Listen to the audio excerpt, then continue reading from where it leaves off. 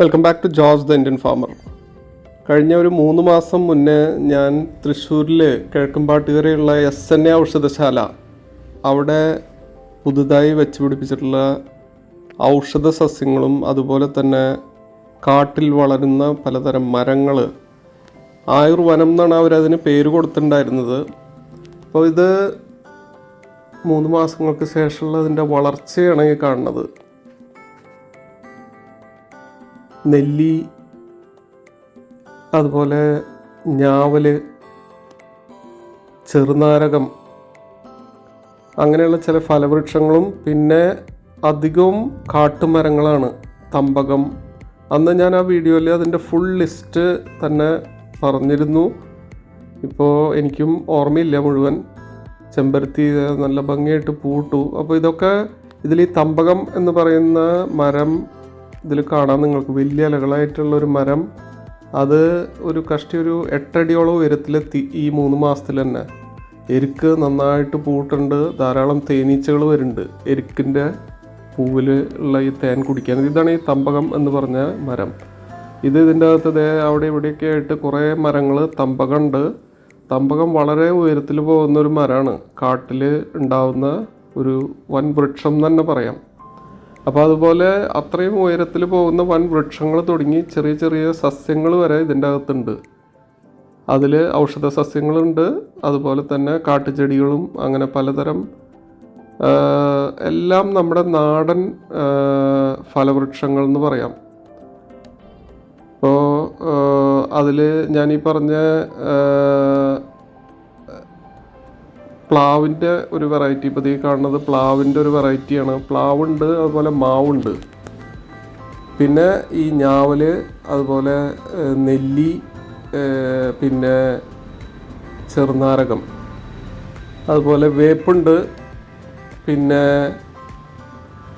പലതരം ഔഷധ ചെടികൾ. അപ്പോൾ അത് എല്ലാം കൂടി തിക്കായിട്ട് ഈ മിയാവാക്കി എന്ന് പറഞ്ഞിട്ടുള്ളൊരു ജാപ്പനീസ് കൺസെപ്റ്റ് ഉണ്ട്. ആ ഒരു കൺസെപ്റ്റിൽ തന്നെയാണ് ഇപ്പോൾ ഇത് ചെയ്തിട്ടുള്ളത്. നിങ്ങൾക്ക് നോക്കിയാലറിയാം, മരങ്ങളൊക്കെ വളരെ തിക്കായിട്ടാണ് നിൽക്കുന്നത്. കൂട്ടത്തിൽ അവരിത് ഇവിടെ വാരം എടുത്തിട്ടുണ്ട്. അതിലിത് പയറ്, നല്ല ഇലകളാണ്, ഫ്രഷ് ആയിട്ടുള്ള ഇലകൾ. ഇപ്പോൾ മെയ് മാസത്തിലേക്ക് കടന്നു. ശരിക്ക് മെയ് പകുതി ആവാറായി ഏകദേശം. ചീര, മിളകിൻ്റെ തൈകൾ നിൽക്കണു. അപ്പോൾ ഇതൊക്കെ ഇവിടേക്ക് മണ്ണ് കൂട്ടിയിട്ടിട്ടുള്ള ഈ സ്ഥലം കുറച്ച് റേസ് ചെയ്തിട്ടുള്ള ഒരു സ്ഥലമാണ്. മണ്ണിട്ട് കുറച്ച് റേസ് ചെയ്തിട്ടുണ്ട്. അപ്പോൾ അവിടെ ബാക്കി വന്നിട്ടുള്ള മണ്ണ് ആ വാരം പോലെ എടുക്കുന്നതിലാണ് പച്ചക്കറി കണ്ടത്. ഇതൊക്കെ നിൽക്കുന്നത് SNA ഔഷധശാല എന്ന് പറഞ്ഞിട്ടുള്ള ആയുർവേദ സ്ഥാപനത്തിൻ്റെ കോമ്പൗണ്ടിനകത്താണ്. ഇത് മൈലാഞ്ചിയാണ്. മൈലാഞ്ചി ചെറിയ ചെടികളാണ്, കുറ്റിച്ചെടികൾ എന്ന് പറയാം. അതുവരെ പൂട്ടുണ്ട്.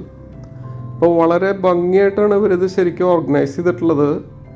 ഈ മണ്ണ് മുഴുവൻ ശരിക്കും ആദ്യം പറഞ്ഞാൽ JCB ഉപയോഗിച്ച് ഇതിൽ നിന്ന് 4-5 അടി താഴ്ചയിൽ മണ്ണെടുത്ത് പുറത്തിട്ടിട്ട് ആ മണ്ണിൽ പലതരം വളക്കൂട്ടുകൾ, ജൈവ വളമാണ് എല്ലാം ഉപയോഗിച്ചിട്ടുള്ളത്. വളക്കൂട്ടുകൾ, അതിൽ ഔഷധ കൂട്ടുകൾ അടക്കമുണ്ട്.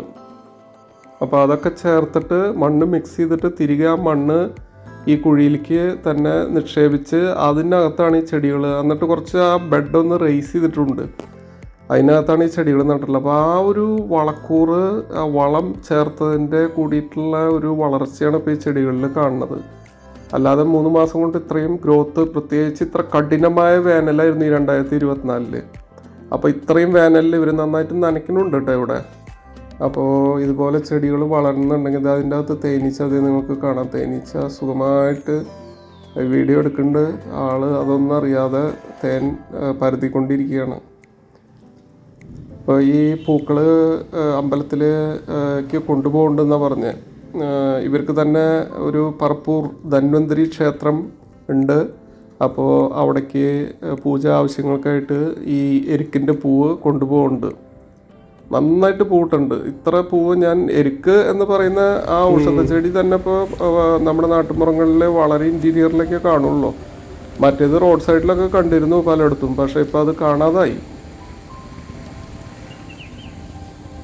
ഇവിടെ ഇതിൻ്റെ ഇടയിൽ ഒരു വേഴാമ്പൽ കരഞ്ഞുകൊണ്ട് നടക്കുന്നുണ്ട്. അപ്പോൾ ആ വേനലിൻ്റെ കാഠിന്യം കാരണം അതിന് വെള്ളം കിട്ടാതെ അത് ഇവിടെ ഇങ്ങനെ നടക്കണം. അപ്പോൾ ഇവിടെ നനയ്ക്കാനായിട്ട് ഒരു വലിയ കുളമുണ്ട്. അപ്പോൾ ആ കുളത്തിൻ്റെ ഉള്ളിൽ മത്സ്യങ്ങളുണ്ട്. അത്യാവശ്യം വെള്ളം ഇപ്പോഴും ആ കുളത്തിലുണ്ട്. ഈ കണ്ടതാണ് വേഴാമ്പൽ. അപ്പോൾ വേഴാമ്പലിന് ദാഹിക്കുമ്പോഴാണ് ഇതുപോലെ കരഞ്ഞ് അതിങ്ങനെ പറന്ന് നടക്കുക. ഇതിപ്പോൾ നിങ്ങൾക്ക് കാണാം, അവിടെ ഓസ് വെച്ച് നന്നായിട്ട് നനയ്ക്കുന്നുണ്ട് ഒരു ചേച്ചി അതിൻ്റെ മേൽനോട്ടം. അപ്പോൾ അത്രയും നന്നായിട്ട് ഇതിനെ പരിപാലിച്ച് കൊണ്ടു നടക്കുന്നത് നന്ദിയാർവട്ടം പൂക്കളുണ്ട്. അമ്മയും അത്രയും പരിപാലന ഉള്ളതുകൊണ്ടാണ് ഈ വേഴാമ്പൽ. അപ്പോൾ ഇതുപോലെ അനേകം ചെറുതും വലുതുമായിട്ടുള്ള പക്ഷികളും പലതരം ജീവജാലങ്ങളൊക്കെ ഈ സ്ഥലം കണ്ടെത്തി കഴിഞ്ഞു. ഇതാണ് ഞാൻ പറഞ്ഞ കുളം. അപ്പോൾ ഈ കുളം ശരിക്കും നന്നായിട്ട് സംരക്ഷിച്ച് നല്ലോണം ഭിത്തിയൊക്കെ ഒരു ചുറ്റും ഉള്ള മതിൽ പോലെ ചെയ്ത് അവരതിനെ വളരെ ഭംഗിയായിട്ട് തന്നെ സെക്യൂർ ചെയ്തിട്ടുണ്ട്. അപ്പോൾ അതിൽ വെള്ളം ഇപ്പോഴും അത്യാവശ്യം വെള്ളമുണ്ട്. ആ വെള്ളം പമ്പ് ചെയ്യുന്നുണ്ട്.